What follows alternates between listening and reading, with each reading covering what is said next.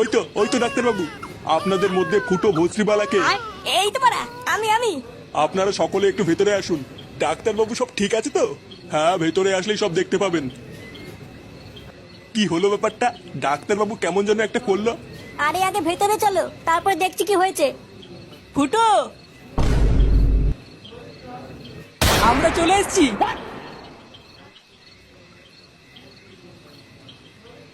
কি বাড়া, তোরা এখানে কি করছিস?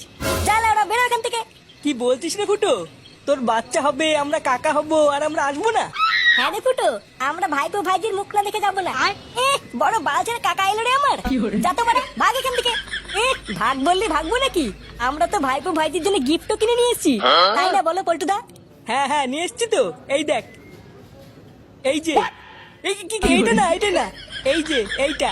তোদের এই বালের গিফট তোদের গাড়ির ভিতরে ঢুকে শুয়ে থাকি, যা। অমন করছিস কেন রে ভাই? সকালে সবকিছু ভুলে যান না।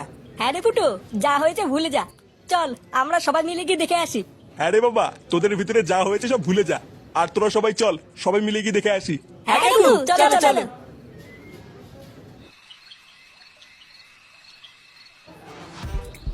আরে এই তো আমার দাদু ভাই।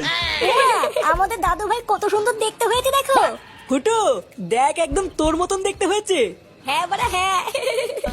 আবার আমার দাদু ভাই কত সুন্দর বসে আছে দেখো। পল্টুদা ভালো করে দেখো দেখো, মনে হচ্ছে ফুটোর ছেলে ফুটোর থেকেও বেশি বাড়াচুদা হবে। হ্যাঁ, তা যা বলেছিস। হ্যাঁ, ওর মতনই মাথা চুদা হবে। ফটকে, কি বলছিস এসব?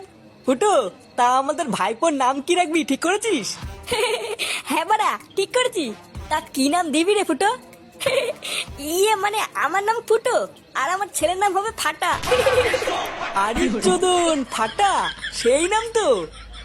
ফুটোর ছেলে ফাটা, সেই নাম দিয়েছিস ফুটো? এগো পল্টুদা, আমাদের ফুটোর ছেলে ফাটা, ফাটা ফুটো।